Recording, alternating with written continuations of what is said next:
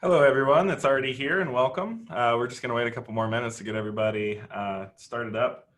After Jamie Cassup's keynote today, I am disappointed that I don't have, my juggling equipment or a jaw harp to play for you while we wait for everyone to join the meeting. I think that's a great idea, and I am going to change my life practices because of it. So this session, just to give you all a preview, is based on work that I've done with Carroll College faculty in the pandemic and before, actually a lot from before the pandemic, but specifically driven out of a month of training that involved two full month-long trainings that were the fundamentals of online teaching and advanced online teaching to prepare teachers to teach fully asynchronously, but also three one-week courses that were called Future Proofing Your Course that involved daily Zoom meetings with pre-Zoom activities and post-Zoom activities. I had hoped to set that up for this, but the mood got away from me this year. But anyway, this is sort of a reflection and trying to share my perspective both as a teacher, a pedagogist is actually what I think of myself as, because I spend more time helping faculty and teachers refine their practice than actually teaching these days. And as a parent, I have two kids. They were last year in 2nd and 5th grade here in Helena. And some of what is in this presentation are reflections on my experience from the parent's perspective, but also informed by the daily work I do as a pedagogist. So I'm going to try and come at this from sort of two different angles, and hopefully that won't be too discordant for you. One thing I am going to ask, and I want to practice what I preach here. I'm going to ask everybody to enable their video. I want to see your nonverbal communications. I want to see what it is that you look like, where you are, because in the classroom, and this is critical to the topic that we're talking about today, in the classroom, we respond to nonverbal cues from our students all the time. We use their body language, we use their facial expressions, we use their level of eye contact, we use all sorts of nonverbal cues to understand whether or not our students are actually comprehending what we're trying to teach them. So in order to demonstrate that practice and walk the walk, I don't want to be a hypocrite here today. I'm going to have you all turn on your videos if you're comfortable with that. That's great. I see we've got kids hanging out with us. That's awesome. We've got some people outside. We've got some people in all kinds of places. That's huge. And we want to know where our students are, and we want to know how they're interacting with the world around them and what it looks like to be them. Because at the end of the day, I think the most important thing that we can do is maintain that authentic human contact with our students. I'm an instructional technologist, so I talk about tech, but my background is as an 8th grade teacher. My orientation is as a parent. And the way that I think about education is not just as a parent or a teacher, but as a citizen of a society where we need to be connected in authentically human ways. And I think that's particularly important, not just in public education, but in higher education as well. So I'll get off my soapbox there and get started with my presentation. The first thing that I want to do is have you guys log into this WooClap. I've put a WooClap link into the chat. Go ahead and check that. I'll say really quickly that WooClap is free for K-12 educators and unlimited licenses for anybody that wants to use it.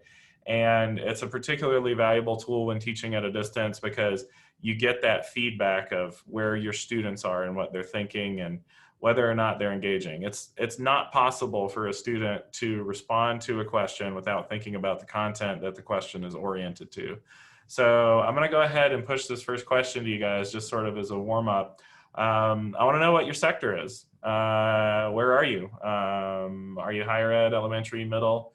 Go ahead and send that information in.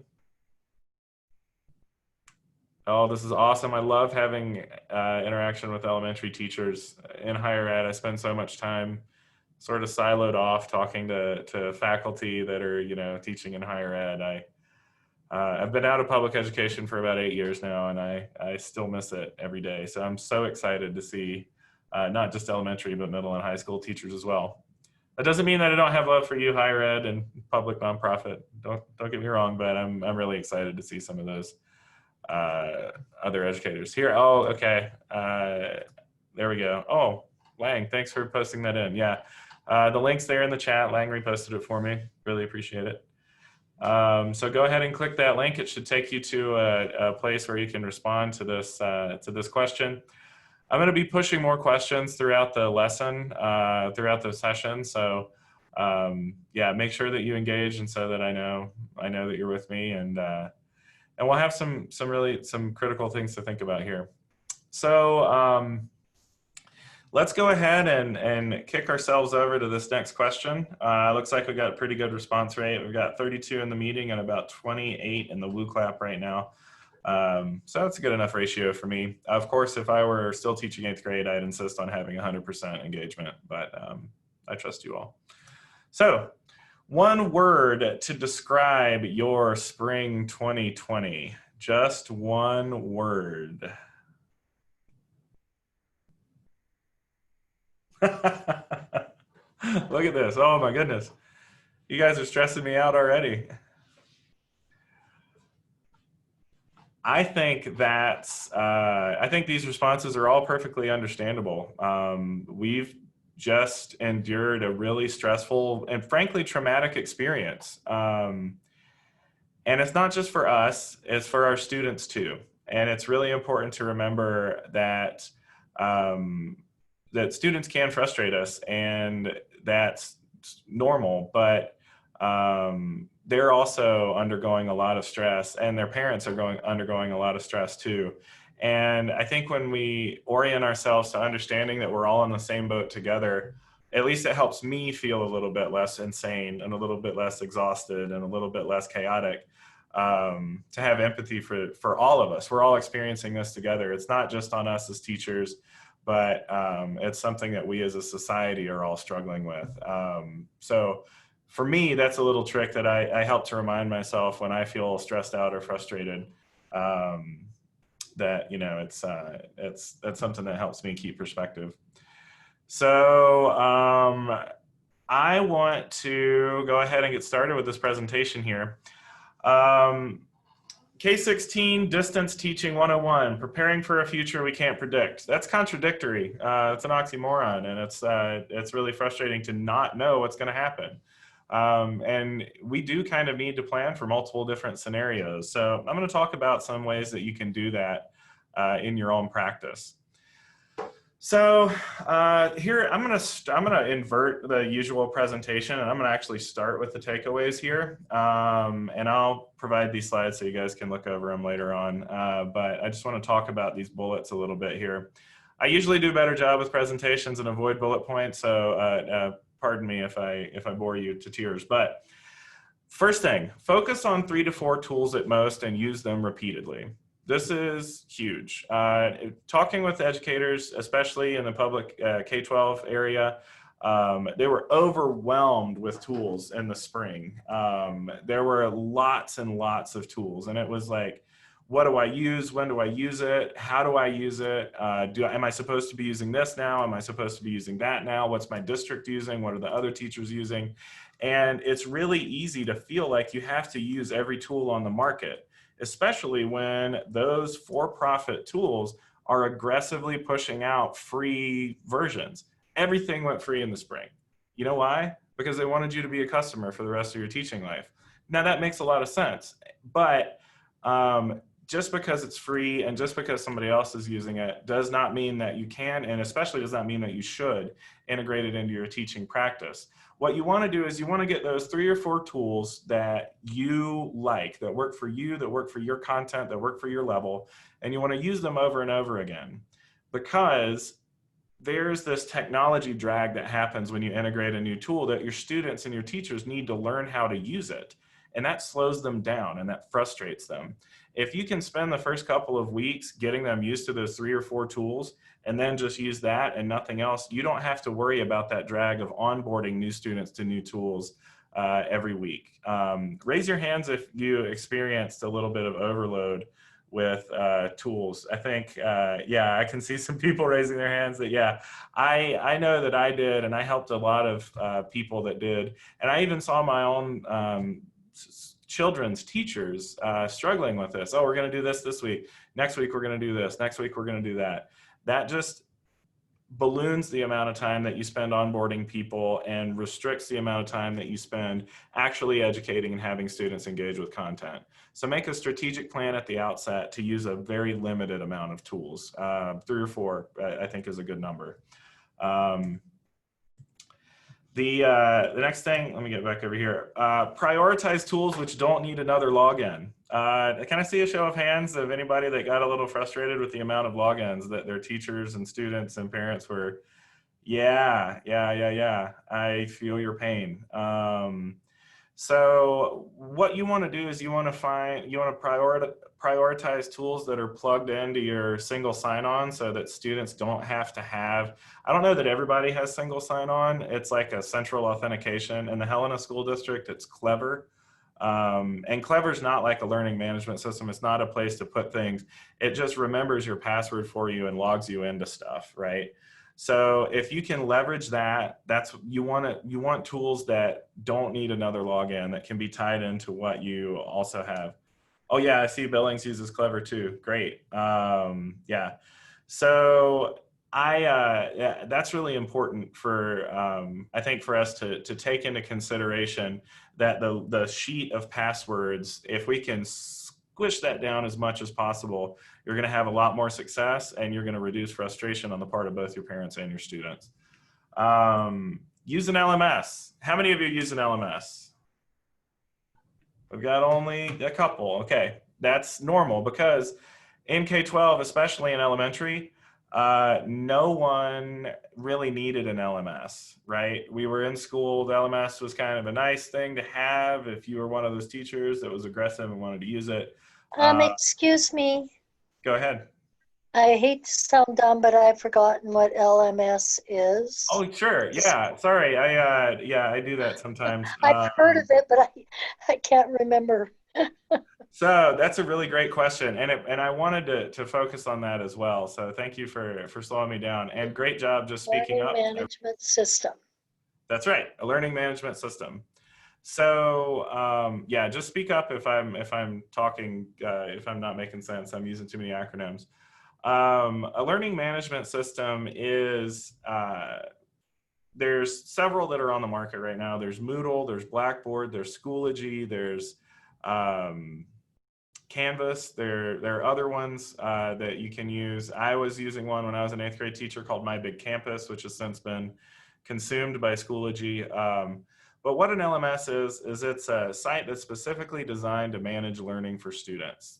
You can have multiple course pages, and you can be the teacher in those course pages, and then those students are enrolled in those course pages for you by your district or your administration. In the K-12 space, they're not very much utilized, like I said, because people haven't seen the need for them yet because they had students in the classroom every day. But an LMS will manage grades, it'll manage assignments, it'll manage calendars, it'll manage dates. And if you make, if not an administration-wide, a school-wide, or even a grade-wide effort to use an LMS of some kind, I'm a big advocate of Moodle because it's free and open source, and I'm a Moodle guy, but go ahead. Why isn't Google Classroom considered an LMS? It does all those things you just said. Google Classroom is considered an LMS. It's kind of a proto-LMS. It doesn't have the full functionality of some of the other LMSs on the market, and it doesn't divide.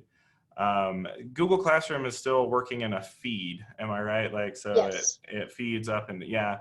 So LMSs can do that, but generally An LMS will give the teacher more control over what that feed looks like. Google sort of forces you into this like Twitter or Facebook sort of interface where you have to keep constantly posting things up to the top. Whereas an LMS will allow you to put things that stay there and make a clear pathway through the material for the students. And I'm going to leave that question just for a second because I'm going to show you some screenshots about what I mean later on here in this presentation. That's a really good question. And if Google Classroom is the only thing that you have, please use it. But make sure that everything goes to that central location. I'm going to harp on that a little bit later. But I'm going to say one more time, use an LMS in big, bold letters. And I'll get back to that in just a second. And I will field some more questions about that soon. Okay.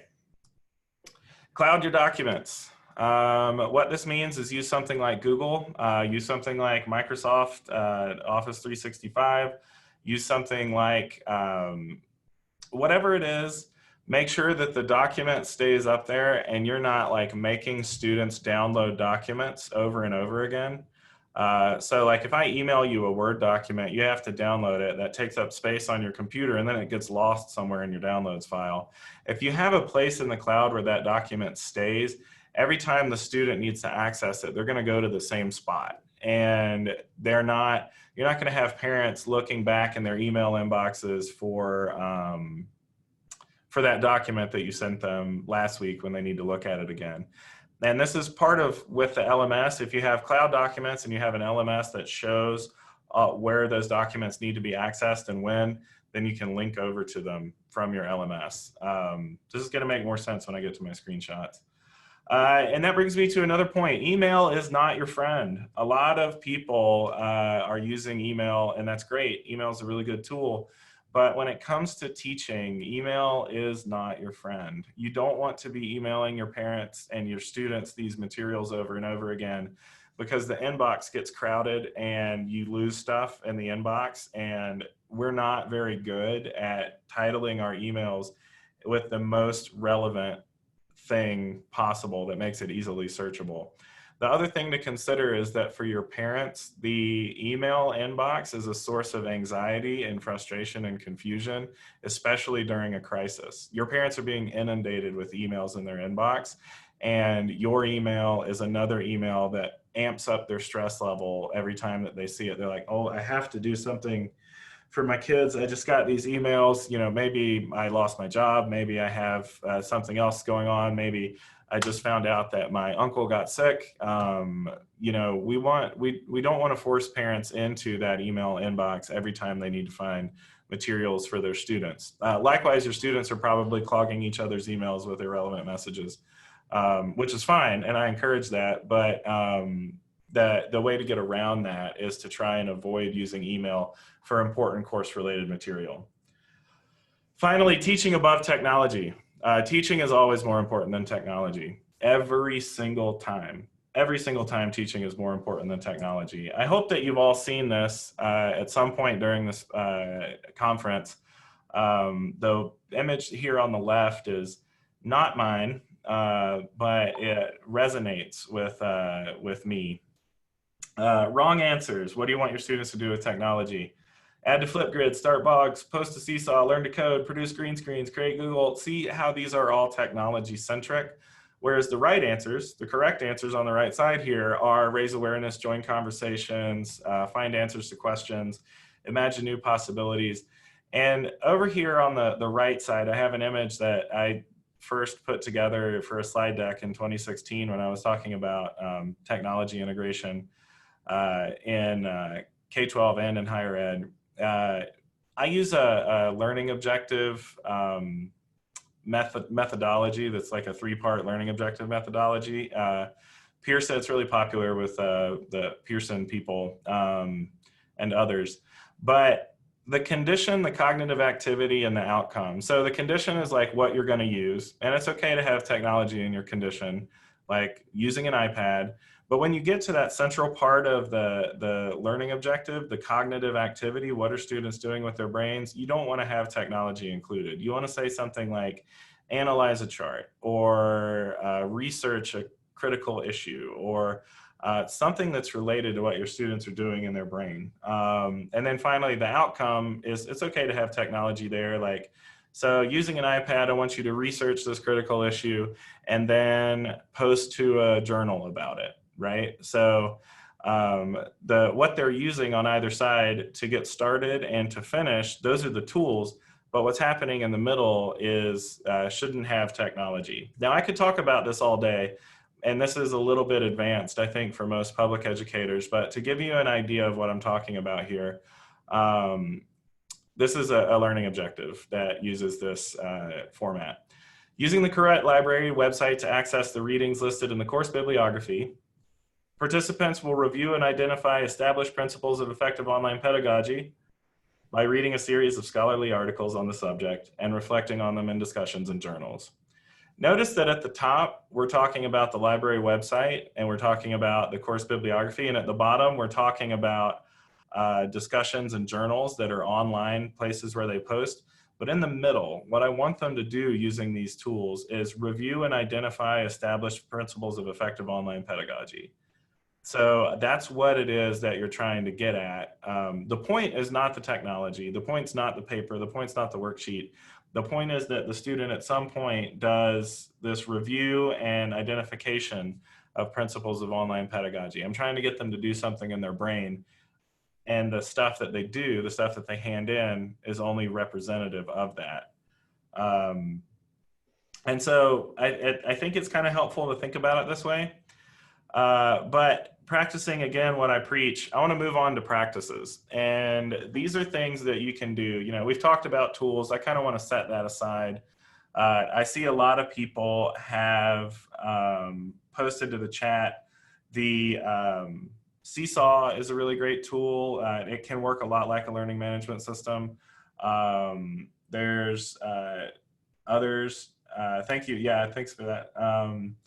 So let's put the tools aside, because I can't tell you what tool to use. I could talk all day about particular tools, but it's going to be different for different districts. It's going to be different for different levels. It's going to be different for different teachers with different pedagogical orientations.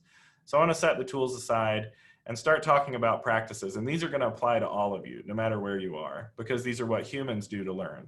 So practices, first of all, create a predictable pattern of course activity. Repeat that predictable pattern of course activity. Probably good if you do it on a weekly basis, although I've seen it applied very effectively on a bi-week or a fortnightly, I should say, a 2-week basis or a monthly basis. But in most scenarios, you're going to want a predictable pattern of course activity. On Monday, you read the story for the first time. And on Tuesday, you look at it again while writing a journal that quotes the story. On Wednesday, you respond to some questions about what happened in the story.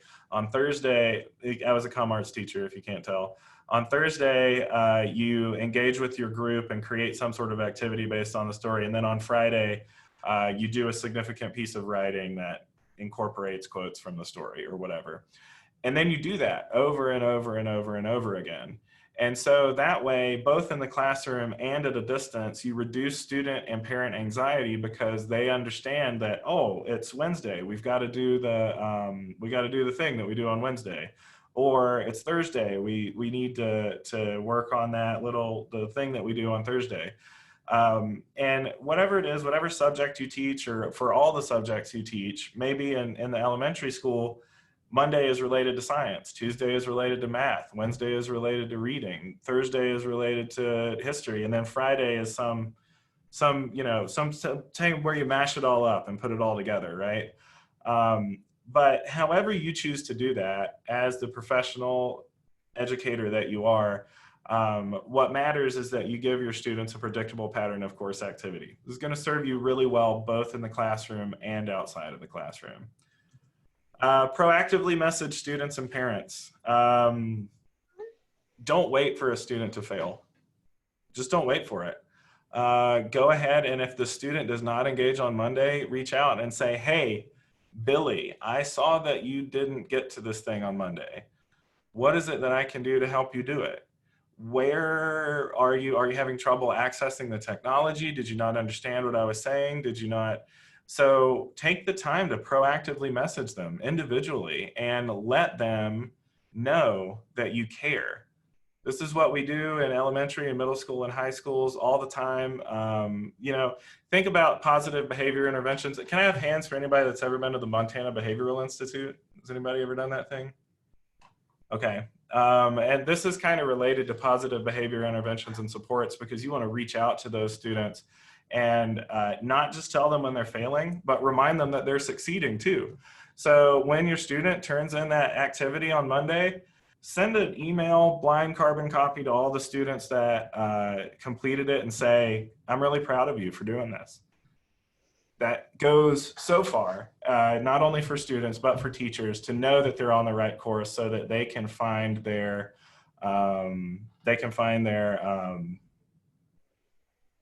success as well as their failures. So don't just message them. Proactively message students and parents no matter what. Assign tasks at the daily level. I saw a lot of educators struggling in the spring with, here's your assignments for the week. Just do them whenever you want to do them. That's not enough direction for people who don't have fully developed frontal lobes, as your students don't. So remember that you kind of need to give them daily assignment levels and you know, be in contact with them and be present with them as they work through those. All right, asynchronous. You keep using that word. I do not think it means what you think it means. Now, I've been teaching teachers to teach asynchronously for since I left K-12 in higher ed, of course. And so I want to flip back over to our WooClap, and I want to ask you to define asynchronous. Go ahead and put in your best definition of asynchronous.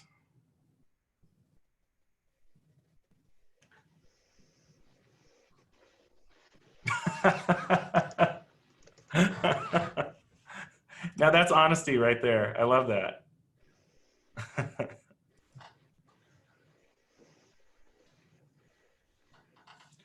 Working on their own time, on the same path, not at the same time as others, not real time, not immediately. Teaching that does not require students to be at the same place at the same time. That's pretty good. Do your own thing. Same content, different level and time. Not in sync. Students work at own pace with timelines. So I think that, yeah, not live teaching. So this is one of the things, I think this really hits it home about the word asynchronous and why. So I've heard a lot of people using this word lately. It's been in my lexicon for years now, but it's just entering the lexicon of most educators who are used to teaching in person. And this definition, I think, really hits at the core of the problem with the word asynchronous, is that the word defines what it's not. It doesn't define what it is. So, you know, it's not, it's always a poor thing to do to try and define something by what it lacks. You want to say what it has, what it is. And so asynchronous just means not synchronous. So you see a lot of people in here not in sync, not at the same time, one or more educational modes. So there's a lot of confusion around this word. I think that this is really close. This is a very good definition. Absent that, you know, do not complete work at the same time as each other. They interact with teachers and peers over a period of time at different times. So it's traditionally, we think of asynchronous work using a different word that might be a little more familiar to you all. It's called homework. If you're doing something not at the same time as other people, it's just homework, and that's fine. Asynchronous teaching is, from my point of view, is a modality of teaching where all content can be accessed at any time by the students. So you never show up and teach a student where you're at the same place at the same time. This involves making videos. This involves, I'm gonna get back to this slide here. This involves making videos and having students watching videos. This involves discussion forums where you're never actually talking at the same time as your student. This involves students submitting things and you grading them on your own timelines. So I think that the best thing that we can do, especially in the public educator area, is actually to forget the word asynchronous. Just don't worry about it. When you see people talking about asynchronous teaching and you say, oh, I'm going to teach asynchronously, I'm going to do this, remember that mostly what they're talking about is just giving homework. It's not actually teaching asynchronously. Teaching asynchronously is when you create the whole course in advance and then deliver it to students and they engage at it at their own pace. This isn't a great idea for K-12. It's not a great idea for students that can't regulate their own interaction with content. You need to be there for your students. So I think that rather than worrying about, oh, is this asynchronous or is this synchronous, just say, look, I teach and I give homework. Don't worry about this word asynchronous because it can lead you down paths that you're not quite interested in going down yet, I think. And I'll say this as an aside, here at Carroll College, when we were putting together our strategy for the spring, one of the things that I insisted that we do is not have teachers go from synchronous courses to fully asynchronous courses where they never met with their students. So we decided that we were going to have Zoom video conferences at the same time that these classes occurred, for everybody, even for teachers who had experience in asynchronous teaching, which is a fully different practice than synchronous teaching. It requires a whole different orientation to pedagogy and technology. We said, no, we're gonna keep having classes on Zoom, and we're gonna keep this routine there for students. For K-12, it's not tenable to put a student in a 6-hour Zoom meeting every day. I think you all know that.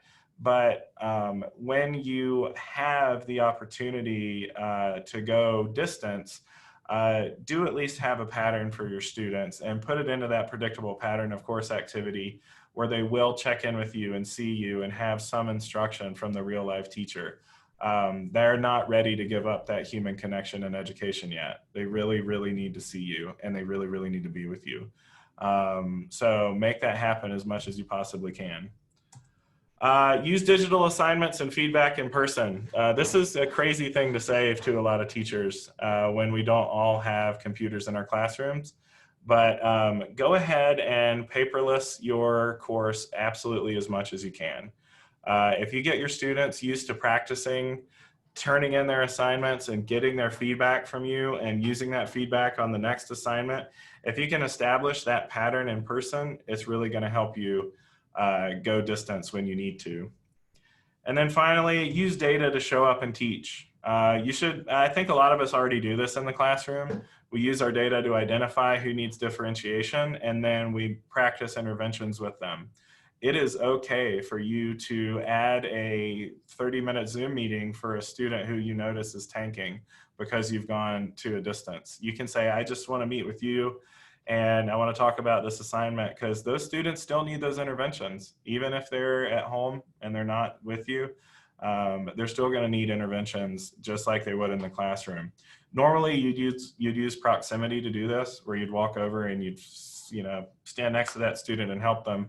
You're going to have to be a little more intentional about that when you're at a distance. So consider adding that for those students that need it. So I should give you guys a chance to do something real quick here. So let's go back over to that Woo Clap. And I want to ask the question, what's on your mind about fall 2020? So I've gone through and I've given you the takeaways up front. Now we're going to kind of go backwards and do a little bit of the engagement. We're going to zoom in on just a couple things. So what's on your mind about fall 2020?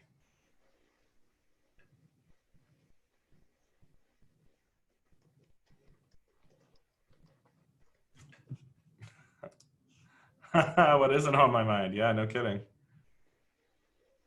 How will I get to know brand new students if we start remote? Man, that's just a brilliant question. Student stress, what's it going to look like? 130 kids at grade level and connecting with each one for success.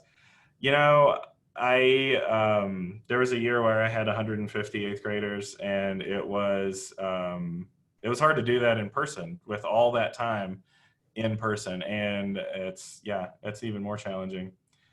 What are your views with consistency across grade levels specific to middle schools? Should math and science Google Classroom look the same? This is a stellar question, and the answer is as with most good answers, kind of a gray answer. And I have like 10 slides that I'm going to burn through that I think will elucidate this. So I want to say getting kids on board with digital just in case. I want to say like not just in case, but integrate that digital into the course from the very beginning. You have the opportunity now to build a course that has digital integrated, not just in case, but because it is going to augment your teaching. It's going to give you more data. It's going to give you a better vision of what's actually going on in students' heads. So you didn't have that opportunity last spring, right? You had to make it up as you went along. But take this time. You have precious little time before the school year starts, and think about how you're going to integrate that tech so that kids are ready to use it when the school year starts. And educating parents how to help. Again, when I said choose 3 or 4 tools, your parents are really gonna love you for choosing a limited set of tools and saying these are the tools that you need to know. Because parents will learn the tools, they certainly will. And if you choose good ones, and you know you're using Flipgrid all the time, and you use it well, they're going to be really impressed with you, and they're going to like it even. If you're using Seesaw, same thing. Just make sure you choose those tools and you stay with those tools. Don't hit parents with new tools all the time, because that will exhaust them really quickly. Washing hands. Yeah, that's on my mind too. I'm with you guys, especially in the elementary school. That's crazy talk. I'm tired of uncertainty too. I am really tired of uncertainty.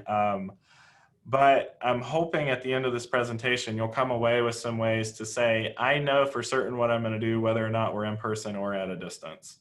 That's the whole goal here. So we're going to have to create our own certainty, because the world is not going to give us certainty for quite some time.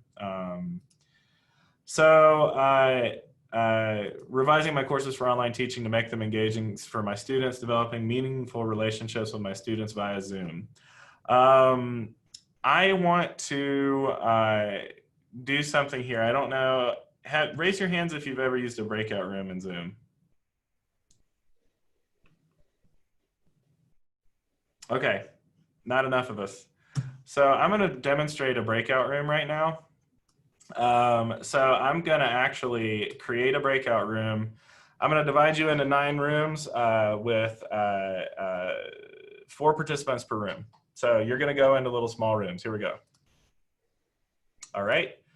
Go ahead and follow the link into your little room and say hi to whoever you're hanging out with once you get in there.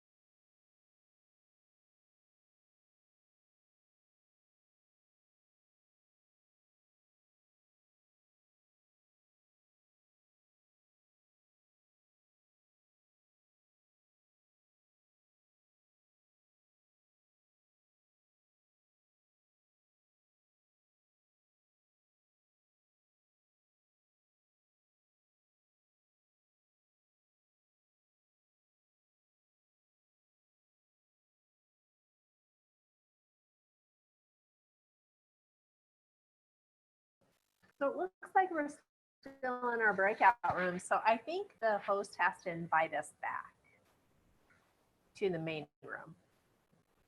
I think. Yeah.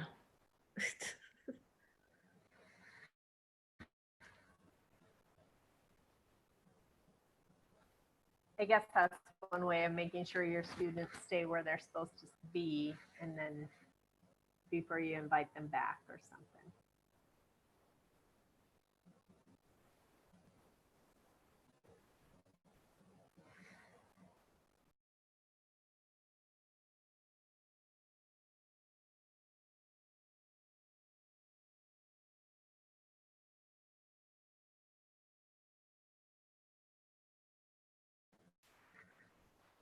Hi, Janet. How are you?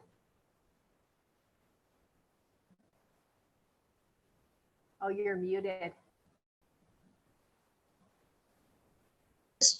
I was trying to find the main session so that I could find out if there was a question we were supposed to be discussing. I jumped over before he gave instruction, but it sounds like we're just supposed to say hello to each other. Oh, okay. I'll go back to my people then and tell them that. Bye. Oh, bye. Oh, you can join different rooms. How did she do that? I don't know. And where'd Oh, everybody else go? okay, so down on the bottom, there is a square that says join. Oh, breakout rooms. Yeah, so I'm wondering, host You've been is assigned a inviting you to woman. join. Well, No, that. it just tells me I can stay. I can be in the one. I don't know. Oh, I guess I'll. What? I don't know.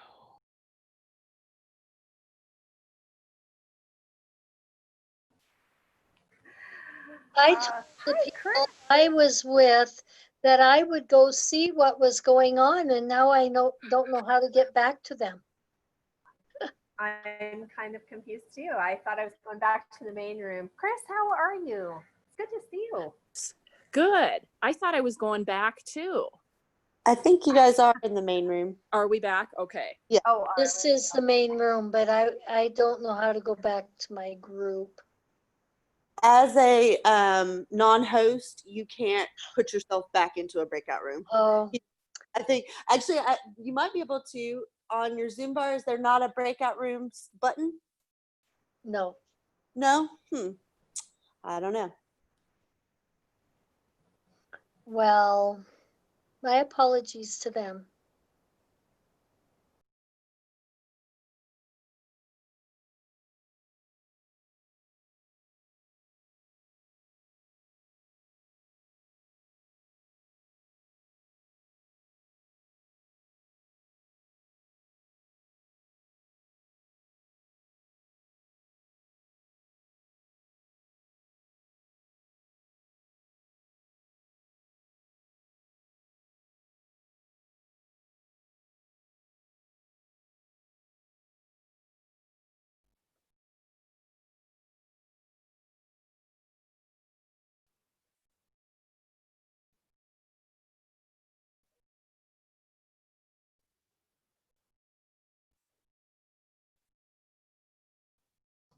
I'm muted. I was muted. Goodness gracious. Okay, never mind. I was just saying, you can't control everything that happens in the classroom or everywhere in the school, just like you can't control everything that happens in breakout rooms. And so I think it's helpful for us to, when we're teaching at a distance and we have to realize that we're being forced into something that isn't ideal, and to loosen our grip a little bit on our expectations of how we would manage that in the classroom in the school. It's a different modality. It's a different way of teaching, and it's okay for things to be a little bit different at a distance. So I've got a slide here, and I'm going to go through this as quickly as I can. Imagine that you're a student and you have one teacher who provides their assignments by some computer program. You've got one teacher that's sending you letters that are paper. You got one teacher that's actually sending you emails. You've got another teacher that's got some other cloud-based program. What this leads to, both for students and for teachers, is, and maybe you have different grading methods like percentages, letters, sums, and just raw completion. What this leads to for students is confusion, anxiety, and frustration. Because when you have to manage all of the stuff coming at you from different directions, and as a parent, this is multiplied by however many kids you have. So if you've got 3 kids, you're having this happen 3 times over. And it's important that we try and unify the experience for the students and for the parents as much as we can. Now, this cloud right here represents the learning management system. I was talking about that a little bit earlier, what a learning management system is and why it's important to use one. A learning management system will take this teacher's assignments and deliver them to the students through a unified format. It'll take this teacher's different grading and their different assignments and deliver it to the students through the same place. It'll take this teacher's cloud-based, whatever they're doing and their completion tracking, and it'll deliver them to the students through the same website. And again, take that sum of grades teacher. And what this means is that if you're using this regularly and you're using a central place to manage these sort of day-to-day assignment, grade, feedback cycles, this leads to much less anxiety and much less stress on the part of the students about where do I find my assignments and where do I get my feedback. The best thing about a learning management system, and I would not have necessarily made as strong an argument as I'm making right now for an LMS to K-12ers, except for high school. High school should be doing this for sure. But in the elementary and middle school, the main benefit in the times that we live in now is that those workflows are going to be the same whether they're at a distance or whether they're in the school. So if you design your courses to leverage a learning management system to send those assignments, to send those feedbacks and grades and everything, when you go to a distance, the students don't have questions about where to find their stuff. That was the big question when we went in the spring to distance. Where on earth do I find my assignments? If you can take the time now to establish, I'm going to put my assignments here, even if when they're in person, the same thing that you put on the learning management system, you print out and hand to the student in the room, as long as it's still there on the learning management system and you develop this habit, it's going to be a lot easier to transition to distance. So I would just kind of want to show you what this might look like. These are all in Moodle. Again, I'm not telling you you have to use Moodle, but I want to show you how a learning management system accommodates different orientations for teachers. So this teacher might have a Monday, this is sort of designed with college in mind, but it applies to K-12 as well. If you have a daily cycle like this, like you read the chapter 8, on Monday, you read chapter 7, you do this assignment. On Wednesday, you read chapter 8, you do this assignment. On Friday, you do this case study, and you repeat this over and over again in the learning management system. It makes it a lot easier for students to interact with it. This is still Moodle, the same learning management system. The teachers just decided to label it differently. So maybe on Monday, you want before class, during class, and after class. And especially if you're like a kindergarten, first, second grade teacher, and you're going to have maybe just an hour of a meeting via video conference every day. Give the students things to do before class. Then during class, have maybe that WooClap interactive lecture like we've been using, and then have them do stuff after class to wrap up. And when you are in the video conference, use that before class activity to springboard into discussions. Like say, Billy, I saw that you solved this problem by, adding all of the things together and then dividing them. Why did you choose to do that? Now Billy has done something before class and he can actually talk about it intelligently to you, even if it's something as simple as an arithmetic problem or as simple as the coin adding, whatever it is that you're doing. Activate that pre-work class when you're in the video conference. It'll make the students more engaged, and it'll make it easier for them to talk. If you can say, Billy, I've seen you've already done this, or Amy, I see you already did this. Tell us about that. That gets them talking about the content, and it doesn't put them on the spot because they've already done the work. We all know that students get stressed out when you just ask them out of nowhere. So try and activate that before class content as much as you can. All right, here's the same class, organized differently. Same learning management system, Moodle. And maybe I just want to put my lectures up here, I want to put my homework here, and I want to put my essays down here.